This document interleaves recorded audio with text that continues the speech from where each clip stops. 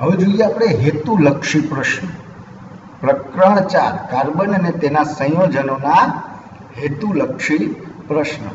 તો આપણને પહેલો પ્રશ્ન શું કીધેલો છે બાળકો કે એક શબ્દમાં ઉત્તર આપો. એક શબ્દમાં ઉત્તર આપો. પ્રશ્ન પહેલો, પૃથ્વીના પોપડામાં ખનિજ સ્વરૂપે રહેલ કાર્બનનું ટકાવાર પ્રમાણ. આ યાદ રાખજો બાળકો, પૃથ્વીના પોપડામાં શબ્દ વાપરો છે, આપણે વાતાવરણમાં 0.03% છે. એટલે ઉતાવળ કરી અને તમે 0.03% મૂકતા નહીં. પૃથ્વીના પોપડામાં ખનિજ સ્વરૂપે રહેલા કાર્બનનું ટકાવાર પ્રમાણ કેટલું છે? 0.02%. 0.02%. ત્યારબાદ વાતાવરણમાં કાર્બન ડાયોક્સાઇડનું ટકાવાર પ્રમાણ તો કે 0.03%. 0.03%. ત્યારબાદનો પ્રશ્ન, કાર્બન, ઓક્સિજન અને નાઇટ્રોજન પરમાણુમાં એલ કોષમાં, એલ કોષ અથવા તો એલ કક્ષામાં ઇલેક્ટ્રોનની સંખ્યા. તો પહેલા આપણે કાર્બનની વાત કરીએ બાળકો. કાર્બનનો પરમાણુ ક્રમાંક કેટલો છે? 6. ઇલેક્ટ્રોન રચના કેવી થાય? તો કે 2, 4. કે કક્ષામાં 2 ઇલેક્ટ્રોન, એલ કક્ષામાં 4 ઇલેક્ટ્રોન. એટલે કાર્બનની એલ કક્ષામાં કેટલા ઇલેક્ટ્રોન આવ્યા? 4. ઓક્સિજનનો પરમાણુ ક્રમાંક કેટલો? 8. ઓક્સિજનનો પરમાણુ ક્રમાંક કેટલો? 8. તો એની ઇલેક્ટ્રોન રચનામાં કે કક્ષામાં 2 ઇલેક્ટ્રોન અને એલ કક્ષામાં 6 ઇલેક્ટ્રોન. નાઇટ્રોજનનો પરમાણુ ક્રમાંક 7. તેની કે કક્ષામાં 2 ઇલેક્ટ્રોન અને એલ કક્ષામાં કેટલા ઇલેક્ટ્રોન? 5. તો અહીંયા આપણને એલ કક્ષામાં પૂછેલું છે, એટલે કાર્બનની એલ કક્ષામાં 4, ઓક્સિજનની એલ કક્ષામાં 6 અને નાઇટ્રોજનની એલ કક્ષામાં 5 ઇલેક્ટ્રોન હોય છે. ત્યારબાદ બાયોગેસ અને સીએનજી નો મુખ્ય ઘટક જણાવો. બાયોગેસ અને સીએનજી નો મુખ્ય ઘટક જણાવો. તો એ મુખ્ય ઘટક કયો છે? મિથેન. શક્ય હોય તો મિથેનનું અણુસૂત્ર અને બંધારણીય સૂત્ર લખો. મિથેનનું અણુસૂત્ર CH4 થાય અને બંધારણીય સૂત્ર તમને આવડે છે બાળકો, બરાબર ને? ત્યારબાદનો પ્રશ્ન, સામાન્ય રીતે સહસંયોજક સંયોજનોના ગલન બિંદુ અને ઉત્કલન બિંદુ કેવા હોય છે? તો આપણને ખબર જ છે, સહસંયોજક બંધ છે, ભાગીદારીથી બનતો બંધ છે. એટલે પ્રમાણમાં નિર્બળ બંધ હોય તો તેના ગલન બિંદુ અને ઉત્કલન બિંદુ કેવા હોય? નીચા હોય. કેવા હોય? નીચા. ત્યારબાદ વિદ્યુતના વહનની દ્રષ્ટિએ કાર્બન સંયોજન છે એ કેવા હોય છે? તો વિદ્યુતના વહનની દ્રષ્ટિએ કાર્બન સંયોજનો અવાહક હોય છે. વિદ્યુતના વહનની દ્રષ્ટિએ કાર્બન સંયોજનો કેવા હોય છે? અવાહક હોય છે. હવે સાથે સાથે આપણે 12મા પ્રશ્નથી જોઈ લઈએ. અસંતૃપ્ત આલ્કાઇન. આલ્કાઇન કયો પ્રત્યય આવ્યો? આઇન પ્રત્યય આવ્યો. કયો પ્રત્યય આવ્યો? આઇન. સંયોજનોનું સામાન્ય સૂત્ર જણાવો. તો એ તમને આવડે જ છે બાળકો. અસંતૃપ્તમાં 2, આલ્કિન અને આલ્કાઇન. તો આલ્કાઇનનું સામાન્ય સૂત્ર CnH2n-2. CnH2n-2. ત્યારબાદ રાસાયણિક દ્રષ્ટિએ સંતૃપ્ત સંયોજનો કરતા અસંતૃપ્ત સંયોજનો વધારે ક્રિયાશીલ હોય છે. સંતૃપ્ત સંયોજનો ઓછા ક્રિયાશીલ હોય છે અને અસંતૃપ્ત સંયોજનો છે એ વધારે ક્રિયાશીલ હોય છે. કારણ કે કાર્બનની ચતુઃસંયોજકતા છે સંપૂર્ણ રીતે સંતોષાયેલી હોતી નથી. કેટલાક કાર્બનથી વધુ કાર્બન હોય તો જ વલય રચના શક્ય છે. કેટલાક કાર્બનથી વધુ કાર્બન હોય, જો ધ્યાન રાખો તો આપણે જોયું હતું વલય રચના માટે આપણે શરૂઆત કરેલી હતી 5 કાર્બનથી, પણ 4 કાર્બનથી પણ શક્ય છે. કેટલા કાર્બનથી? 4. તો અહીંયા આપણને કંઈક જુદું પૂછ્યું, કેટલા કાર્બનથી વધુ? તો 3 કાર્બનથી વધુ કાર્બન હોય, 3 કાર્બનથી વધુ કાર્બન હોય તો જ વલય રચના શક્ય બને છે. હેક્ઝેનના શક્ય સમઘટકો કેટલા છે? હેક્ઝેન C6H14 ના સમઘટકો કેટલા છે? તો કે 5. આ 5 સમઘટકો તમારે લખવાના છે. 5 સમઘટકો તમારે લખી અને મને મોકલવાના છે. ત્યારબાદ આલ્ડીહાઇડ, કીટોન અને કાર્બોક્સિલિક એસિડ ક્રિયાશીલ સમૂહના બંધારણીય સૂત્ર જણાવો. તો આલ્ડીહાઇડનું C double bond O H, કીટોનમાં C ડબલ બોન્ડ O અને કાર્બોક્સિલિક એસિડમાં C double bond O OH. Clear બાળકો? ચાલો ત્યાર પછી નેક્સ્ટ પ્રશ્ન નંબર 7. હવે જોઈએ પ્રશ્ન નંબર 7. પ્રશ્ન નંબર 7. કાર્બનનું સૌથી સખત બહુરૂપ કયું છે? કાર્બનનું સૌથી સખત બહુરૂપ કયું છે? તો એ બહુરૂપ કયું છે બાળકો? તો કે હીરો. કયું છે? હીરો. ત્યારબાદ કેટેનેશનની દ્રષ્ટિએ તો પહેલા તમને કેટેનેશનની વ્યાખ્યા આવડવી જોઈએ બાળકો. આવડે છે ને? કેટેનેશનની દ્રષ્ટિએ કાર્બન પછીના ક્રમે આવતું તત્વ જણાવો. તો કાર્બન પછીના ક્રમે આવતું તત્વ કયું છે? તો કે સલ્ફર. આપણે એ પણ ભણી ગયા છીએ કે સલ્ફર છે એ વધારે કેટેનેશનની પ્રક્રિયા દર્શાવતું નથી. કાર્બન સંયોજનોની સંખ્યા આશરે કેટલી અંદાજવામાં આવી છે? કાર્બન સંયોજનોની સંખ્યા આશરે કેટલી? તો કે 3 મિલિયન. કેટલી? 3 મિલિયન. સંતૃપ્ત આલ્કેન સંયોજનોનું સામાન્ય સૂત્ર તો કે CnH2n+2. અસંતૃપ્ત આલ્કીન સંયોજનોનું સામાન્ય સૂત્ર CnH2n. ચાલો ત્યારબાદ પૂછાય એવો પ્રશ્ન, સમાનધર્મી શ્રેણીના 2 ક્રમિક સભ્યમાં આણ્વીય દળનો તફાવત કેટલો હોય છે? સમાનધર્મી શ્રેણીમાં 2 ક્રમિક સભ્યમાં આણ્વીય દળનો તફાવત કેટલો હોય છે? તો કે 14 U જેટલો. કેટલો હોય છે બાળકો? 14 U જેટલો. ત્યારબાદ હાઇડ્રોજનેશન પ્રક્રિયામાં ઉદ્દીપક તરીકે વપરાતા તત્વ જણાવો. તો ઉદ્દીપક કોણ છે હાઇડ્રોજનેશન પ્રક્રિયામાં? તો કે નિકલ અને પેલેડિયમ. ત્યારબાદ કઠિન પાણીમાં કયા આયનો હાજર હોય છે? તો કઠિન પાણીમાં કેલ્શિયમ અને મેગ્નેશિયમ આયનો હાજર હોય છે. અહીંયા પણ તમે ધ્યાન રાખજો. 18મો પ્રશ્ન અને 19મા પ્રશ્નમાં તમારે શું કરવાનું? નિકલ લખો તો કૌંસમાં Ni લખવાનું, પેલેડિયમ લખો તો એની બાજુના કૌંસમાં Pd લખવાનું. એવી જ રીતે કઠિન પાણીમાં આયનોમાં કેલ્શિયમ લખો તો અહીંયા કૌંસમાં Ca+2 લખવાનું, મેગ્નેશિયમ લખો તો કૌંસમાં Mg+2 લખવાનું. આ જે હું તમને કહું છું કે આ લખવાનું એ ભૂલાઈ જશે તો તમારા માર્ક કપાશે નહીં, પણ તમે લખશો તો એક તમારી ઇમ્પ્રેશન અલગ પડશે. આ ખાસ ધ્યાન રાખજો. ચાલો, બ્યુટેનોન અને બ્યુટેનાલમાં અનુક્રમે કયા ક્રિયાશીલ સમૂહ હોય છે? તો બ્યુટેનોન પાછળ કયો પ્રત્યય આવ્યો? ઓન પ્રત્યય. કયો પ્રત્યય આવ્યો? ઓન પ્રત્યય કેમાં આવે? તો કે કીટોન ક્રિયાશીલ સમૂહમાં. બ્યુટેનાલ તો અહીંયા પ્રત્યય કેવો આવ્યો? આલ પ્રત્યય. કયો પ્રત્યય આવે છે? આલ પ્રત્યય. આલ પ્રત્યય કેમાં આવે? તો કે આલ્ડીહાઇડ ક્રિયાશીલ સમૂહ. તેમાં આલ્ડીહાઇડ ક્રિયાશીલ સમૂહ. ત્યારબાદ પ્રશ્ન નંબર 2 વ્યાખ્યા આપો. પેલું છે સહસંયોજક બંધ.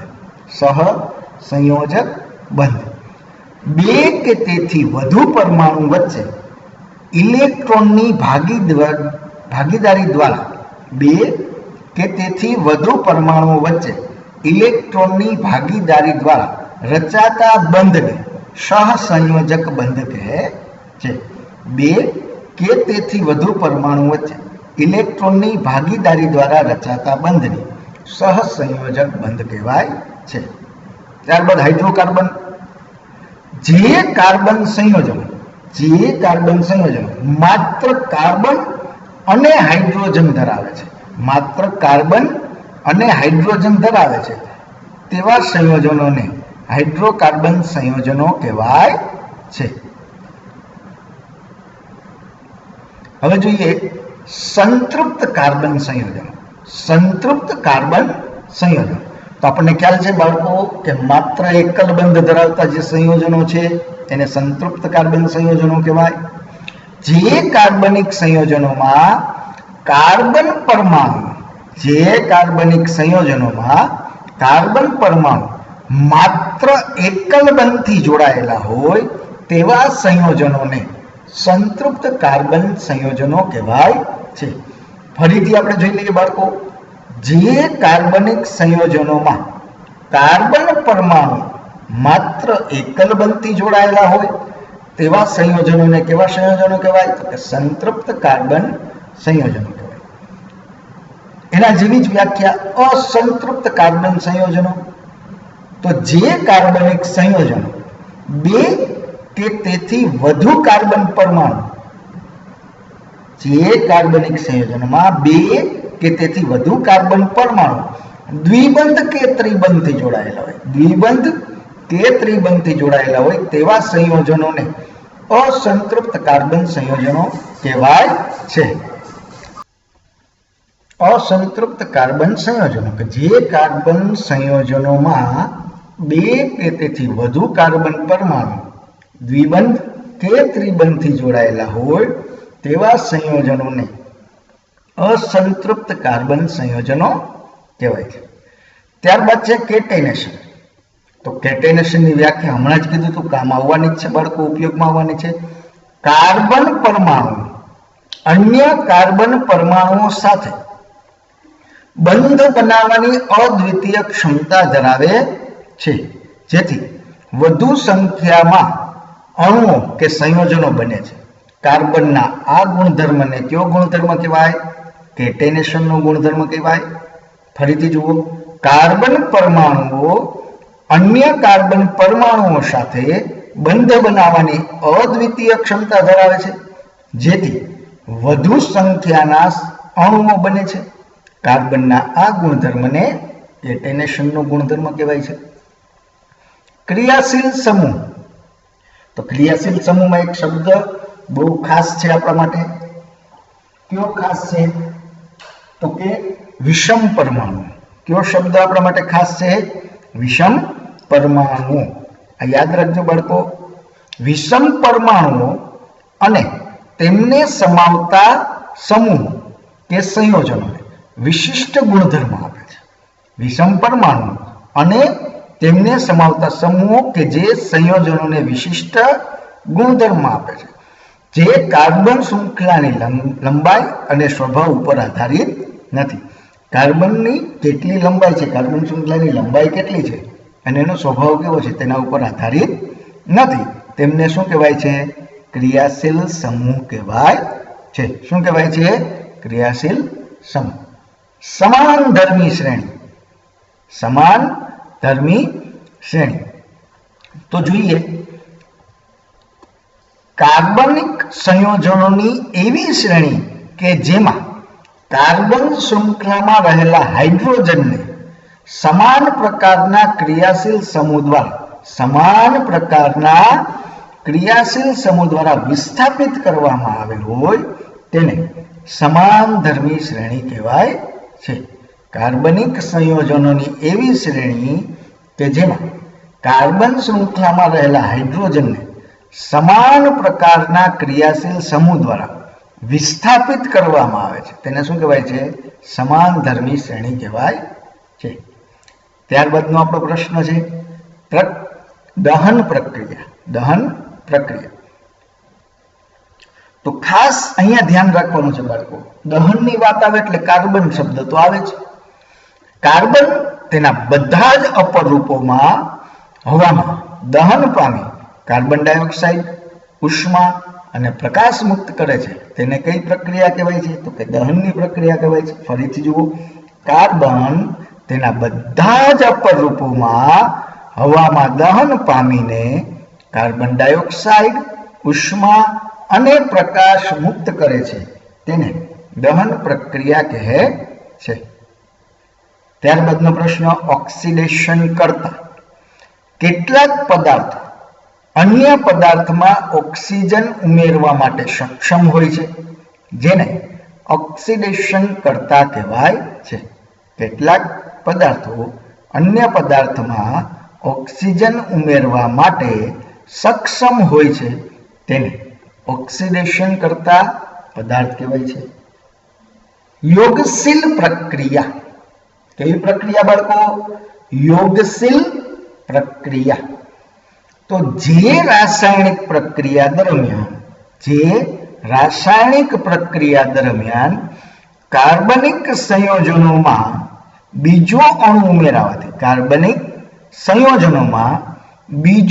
ઉમેરાવાથી નવું કાર્બનિક સંયોજન બને છે, તો તે પ્રક્રિયાને યોગશીલ પ્રક્રિયા કહેવાય છે. કેવી પ્રક્રિયા કહેવાય છે? યોગશીલ પ્રક્રિયા કહેવાય છે.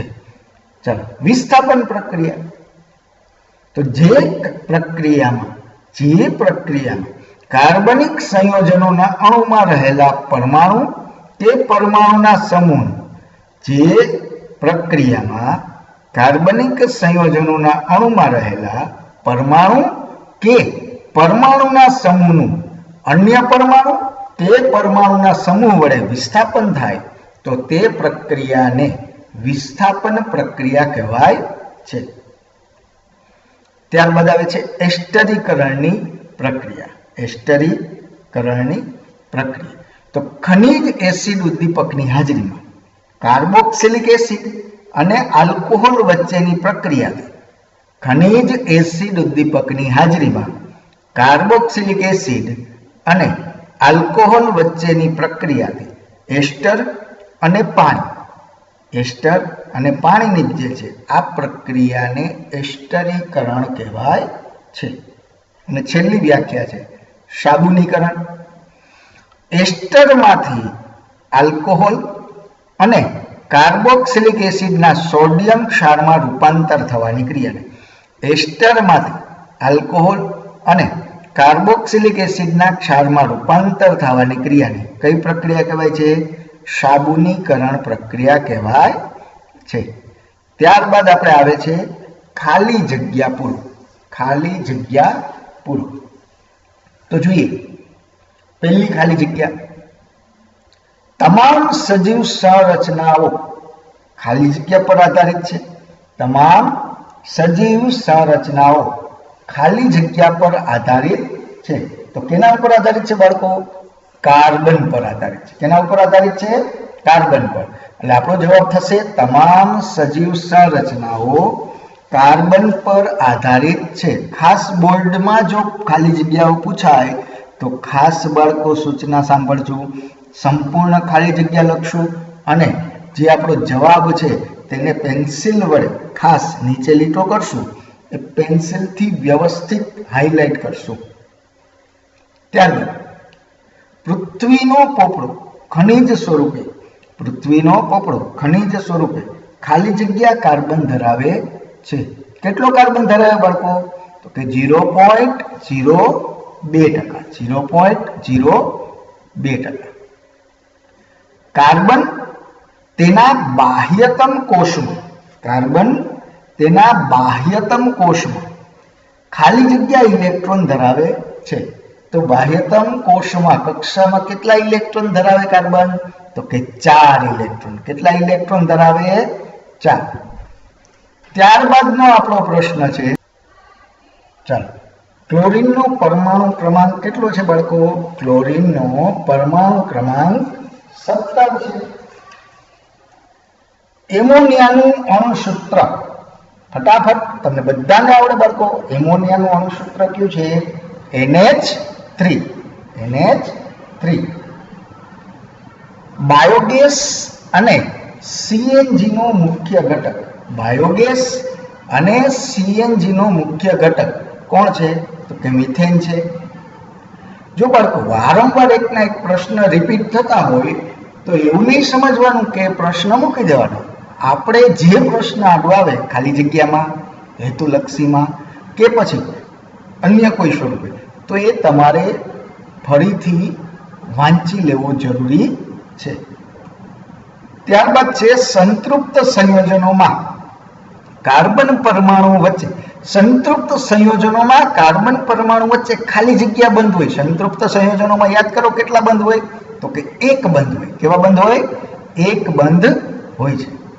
ત્યારબાદ કોલસો તથા પેટ્રોલ જેવા બળતણોમાં થોડી માત્રામાં ખાલી જગ્યા તેમજ ખાલી જગ્યા હોય છે. તો આવા પ્રશ્નો ખાસ યાદ રાખો બાળકો. કોલસો અને પેટ્રોલ જેવા રસાયણોમાં થોડી માત્રામાં સલ્ફર તેમજ નાઇટ્રોજન હોય છે. સલ્ફર તેમજ નાઇટ્રોજન હોય છે. ચાલો, પ્રોપેનનું આણ્વીય સૂત્ર. પ્રોપેનનું આણ્વીય સૂત્ર કયું છે? તો કે પ્રોપેન કીધું છું બાળકો, C3H8. C3H8. ત્યારબાદ આલ્કીનનું સામાન્ય સૂત્ર. આલ્કીનનું સામાન્ય સૂત્ર શું થાય બાળકો? આલ્કીનનું સામાન્ય સૂત્ર શું થાય? CnH2n. CnH2n. ત્યારબાદનો પ્રશ્ન, મોટા ભાગના કાર્બન સંયોજનો દહન દ્વારા ખાલી જગ્યા અને ખાલી જગ્યા મુક્ત કરે છે. તો આપણને ખ્યાલ જ છે બાળકો કે મોટા ભાગના કાર્બન સંયોજનો છે દહન દ્વારા ઉષ્મા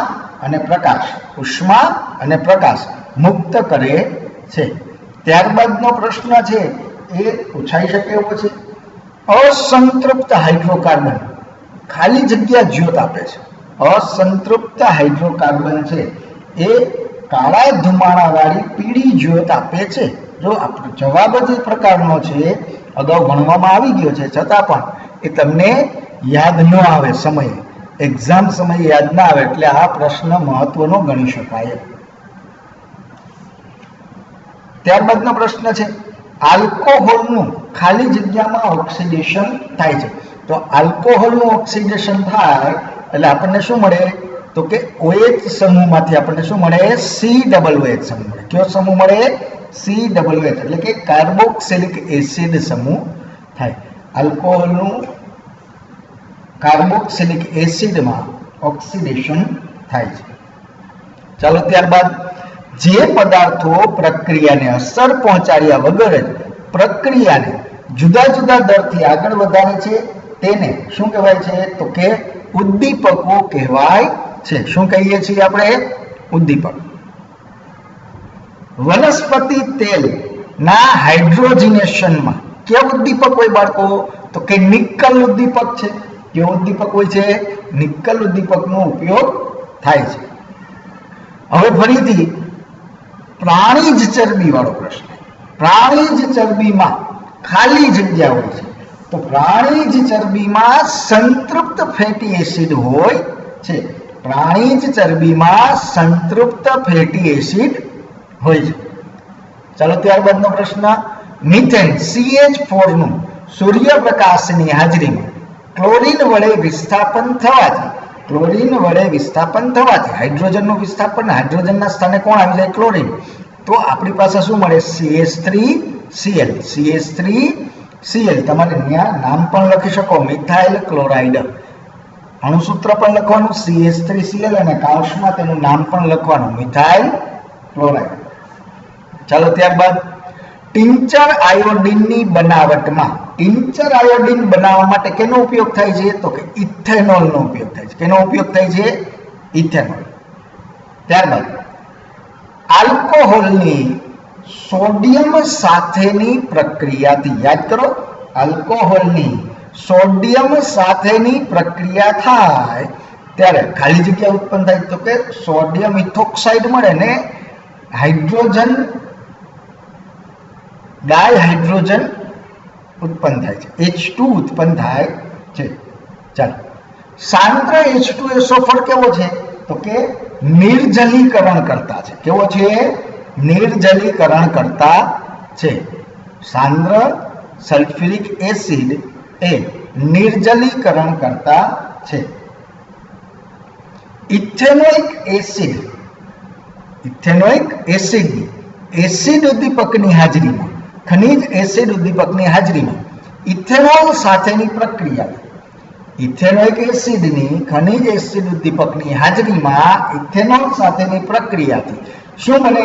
તો કે એસ્ટર બને. શું બને? એસ્ટર બને છે. ચાલો ત્યારબાદનો પ્રશ્ન, સાબુના અણુ લાંબી શૃંખલા ધરાવતા, સાબુના અણુ લાંબી શૃંખલા ધરાવતા કાર્બોક્સિલિક એસિડના કેવા ક્ષાર છે? તો કે સોડિયમ અથવા પોટેશિયમ ક્ષાર છે. સોડિયમ અથવા પોટેશિયમ ક્ષાર છે. ત્યારબાદ મિસેલ પાણીમાં ખાલી જગ્યાની રચના કરે છે. જો ખાસ પ્રશ્ન ભણતા હતા ત્યારે પણ તમને કીધેલું હતું, મિસેલ પાણીમાં ઇમલ્સન અથવા તો એનું બીજું નામ છે પાયસ, ઇમલ્સનની રચના કરે છે. કેની રચના કરે છે? ઇમલ્સન. ત્યારબાદ યોગશીલ પ્રક્રિયામાં ખાલી જગ્યા ઉદ્દીપકની હાજરીમાં, યોગશીલ પ્રક્રિયામાં ખાલી જગ્યા ઉદ્દીપકની હાજરીમાં અસંતૃપ્ત હાઇડ્રોકાર્બનમાં હાઇડ્રોજન ઉમેરાય સંતૃપ્ત હાઇડ્રોકાર્બન બને છે. આખો પ્રશ્ન વાંચ્યા પછી જ આપણે વિચારવાનું છે. તો યોગશીલ પ્રક્રિયામાં કયા બે ઉદ્દીપક આવે? નિકલ અને પેલેડિયમ. નિકલ અને પેલેડિયમ. ચાલો છેલ્લી ખાલી જગ્યા, કાર્બન અને હાઇડ્રોજનનું બનેલું સંયોજન, કાર્બન અને હાઇડ્રોજનનું બનેલું સંયોજન, એને આપણે શું કહીએ છીએ? તો કે એને આપણે હાઇડ્રોકાર્બન કહીએ છીએ. હવે જોઈએ નીચેના વિધાનો ખરા છે કે ખોટા. તો પેલું જુઓ, પ્રોપીન. તો પ્રોપીન છે એ સંતૃપ્ત હાઇડ્રોકાર્બન છે બાળકો? કે ના, પ્રોપીન છે અસંતૃપ્ત હાઇડ્રોકાર્બન છે. એટલે પ્રોપીન સંતૃપ્ત હાઇડ્રોકાર્બન છે. આપેલ વિધાન કેવું છે? ખોટું છે. ત્યારબાદ આલ્કેન કરતા અનુવર્તી આલ્કીન કે આલ્કાઇન સંયોજનોની ક્રિયાશીલતા વધુ હોય છે. તો સ્વાભાવિક છે બાળકો, આલ્કેન છે ઓછું ક્રિયાશીલ છે, આલ્કીન અને આલ્કાઇન છે વધારે ક્રિયાશીલ છે, એટલે વિધાન સાચું છે. ત્યારબાદ સમાન ધર્મી શ્રેણીમાં બે ક્રમિક સભ્યોમાં પરમાણુની સંખ્યામાં કેટલો તફાવત હોય? તો કે CH2 જેટલો તફાવત હોય. કેટલો તફાવત હોય છે? CH2 જેટલો તફાવત હોય છે, એટલે આપેલ વિધાન સાચું છે. ત્યારબાદ 5% પાણી ધરાવતા ઇથેનોલના દ્રાવણને 5% પાણી ધરાવતા ઇથેનોલના દ્રાવણને પરિશુદ્ધ આલ્કોહોલ કહેવાય? તો કે ના કહેવાય. કહેવાય? તો કે ના કહેવાય. આ વિધાન કેવું છે? તો કે ખોટું છે. ફોર્માલ્ડિહાઇડ નું આણ્વીય સૂત્ર તમને અપવાદ સ્વરૂપે કીધું હતું. અપવાદ સ્વરૂપે કીધું હતું કે આલ્ડિહાઇડમાં માત્ર હાઇડ્રોજન જોડાય ત્યારે બને મિથેનાલ. મિથેનાલ અથવા તો એનું બીજું નામ છે ફોર્માલ્ડિહાઇડ, HCHO. આ વિધાન કેવું છે? સાચું છે. ત્યારબાદ CH3 CH2 COOH અથવા તો C2H5 COOH નું IUPAC નામ બ્યુટેનોઇક એસિડ છે. તો બાળકો કાર્બન ગણવાના. કાર્બન કેટલા છે? 1 2 અને 3. 3 કાર્બન ધરાવતો આલ્કેન કેવો? તો કે પ્રોપેન. તો અહીંયા શું નામ થશે? Propanoic acid. શું નામ થશે? Propanoic acid. એટલે આ વિધાન પણ કેવું છે? તો કે ખોટું છે. ત્યારબાદ પ્રક્ષાલકોનો ઉપયોગ શેમ્પૂ અને કપડાં ધોવાના પદાર્થ બનાવવા માટે થાય છે. પ્રક્ષાલકોનો ઉપયોગ શેમ્પૂ અને કપડાં ધોવાના પદાર્થ બનાવવા માટે થાય છે. આપેલ વિધાન છે એ સાચું છે. ચાલો, સાબુનો અધ્રુવીય છેડો જળ અનુરાગી છે, જ્યારે ધ્રુવીય છેડો છે જળ વિરાગી છે. જો કન્ફ્યુઝ ન થતા બાળકો, આ વિધાન કેવું છે? ખોટું છે. કારણ કે અધ્રુવીય છેડો છે જળ વિરાગી છે અને ધ્રુવીય છેડો છે એ જળ અનુરાગી છે. ત્યારબાદ 9, સાબુનું દ્રાવણ ધૂંધળું દેખાય છે કારણ કે મિસેલ છે પ્રકાશનું પ્રકિરણ કરે છે. તો આપણે એ ભણીને આવ્યા છીએ સાબુ અને પ્રક્ષાલકોમાં કે સાબુનું દ્રાવણ છે એ ધૂંધળું દેખાય છે. આ વિધાન કેવું છે? તો કે સાચું વિધાન છે. ત્યારબાદ કાર્બોક્સિલિક એસિડની સોડિયમ કાર્બોનેટ સાથે પ્રક્રિયા કરતા કાર્બન ડાયોક્સાઇડ ઉત્પન્ન થાય છે. કાર્બોક્સિલિક એસિડની સોડિયમ કાર્બોનેટ Na2CO3 સાથે પ્રક્રિયા થાય એટલે CO2 ઉત્પન્ન થાય. ચાલો 11મું, આલ્કોહોલ રંગક ઉમેરતા ભૂરા રંગનો બને છે જેને વિકૃત આલ્કોહોલ કહેવાય છે કે જેથી તેનો પીણા તરીકે ઉપયોગ થાય નહીં. એટલે આપેલ વિધાન પણ કેવું છે? સાચું. ઇથેનોલના નિર્જલીકરણથી પ્રોપીન બને છે. આ વિધાન કેવું છે બાળકો? ખોટું છે. ઇથેનોલના નિર્જલીકરણથી પ્રોપીન બનતો નથી. લાસ્ટ, કોલસો અને પેટ્રોલ થોડી માત્રામાં નાઇટ્રોજન અને સલ્ફર હોવાથી તેના દહનથી વાતાવરણમાં પ્રદૂષણ ફેલાય છે. આ ખાસ યાદ રાખવાનું છે. આ વિધાન ખરું છે. કોલસો અને પેટ્રોલિયમમાં થોડી માત્રામાં શું છે? નાઇટ્રોજન અને સલ્ફર છે. તેના કારણે જ વાતાવરણ પ્રદૂષિત થાય છે. ચાલો જોડકા જોડો. વિભાગ 1 માં પ્રક્રિયા આપેલી છે અને 2 માં પ્રકાર આપેલો છે.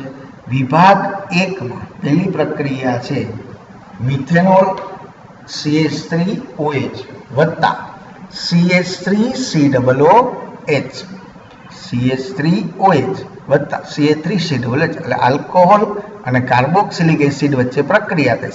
COO સમૂહ, હવે COO એટલે એસ્ટર સમૂહ બને છે.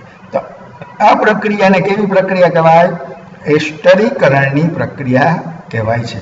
ત્યારબાદ બીજું CH2 ડબલ બોન્ડ CHO એટલે ઇથિનની ડાયહાઇડ્રોજન વાયુ સાથેની પ્રક્રિયાથી ઇથેન બને છે. શું બને છે? ઇથેન બને છે. એટલે કે હાઇડ્રોજન ઉમેરાવું એટલે તો કે યોગશીલ પ્રક્રિયા. કઈ પ્રક્રિયા? યોગશીલ પ્રક્રિયા. ત્યારબાદ મિથેન વત્તા ક્લોરીન gives મિથાઇલ ક્લોરાઇડ. ખાસ ધ્યાન રાખવાનું છે બાળકો, ખાસ ધ્યાન રાખવાનું છે. તો આ પ્રક્રિયા કઈ થઈ બાળકો? વિસ્થાપન પ્રક્રિયા થઈ. કઈ પ્રક્રિયા થઈ? વિસ્થાપન. કાં તો કે હાઇડ્રોજનનું સ્થાન કોને લઈ લીધું? ક્લોરીન. ત્યારબાદ એસિડિક એસિડ વત્તા સોડિયમ હાઇડ્રોક્સાઇડ. તો ખાસ જુઓ CH3COONA ઇથેનોઇક સોડિયમ ઇથોક્સાઇડ. તો આ પ્રક્રિયા છે એને કઈ પ્રક્રિયા કહેવાય? તો કે એસિડ વત્તા બેઝ જેવું ક્ષાર વત્તા પાણી. એટલે કઈ પ્રક્રિયા થઈ? તો કે તટસ્થીકરણની પ્રક્રિયા છે. કઈ પ્રક્રિયા છે? તટસ્થીકરણની પ્રક્રિયા છે. ત્યારબાદ અહીંયા વિભાગ 1 અને વિભાગ 2 આપેલું છે. હાઇડ્રોજનનો અણુ. તો હાઇડ્રોજનના અણુ વચ્ચે કેવો બંધ હોય? તો કે એકલ બંધ હોય. કેવો બંધ હોય? એકલ બંધ. તેવી રીતે નાઇટ્રોજન. તો નાઇટ્રોજનની બાહ્યતમ કક્ષામાં કેટલા ઇલેક્ટ્રોન છે? 5. કેટલા ઘટે? 3. તો નાઇટ્રોજનમાં કેટલા બંધ હોય? તો કે ત્રિબંધ હોય. કેટલા બંધ હોય? ત્રિબંધ. ચાલો તેવી રીતે ઓક્સિજનનો અણુ. તો ઓક્સિજનના અણુમાં કેટલા બંધ હોય? તો કે દ્વિબંધ. કાં તો કે બાહ્યતમ કક્ષામાં કેટલા ઇલેક્ટ્રોન છે? 6 ઇલેક્ટ્રોન છે. કેટલા ઇલેક્ટ્રોન છે? 6 ઇલેક્ટ્રોન છે. એટલે કેટલા બંધ હોય? તો કે દ્વિબંધ હોય. કેવા બંધ હોય? દ્વિબંધ. જ્યારે બેન્ઝીનમાં, તો બેન્ઝીનને યાદ કરો. બેન્ઝીનમાં એક મૂકી અને એક દ્વિબંધ આવે.